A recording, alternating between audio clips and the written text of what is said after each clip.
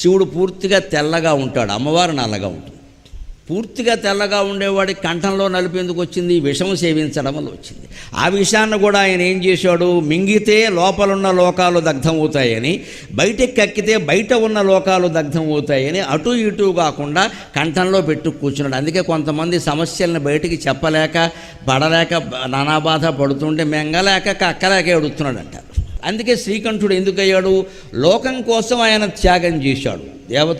దేవతలు రాక్షసులు కలిసి క్షీరసాగరాన్ని మధిస్తూ ఉంటే అమృతానికి ముందు విషం వచ్చింది. జీవితంలోనైనా అంతే.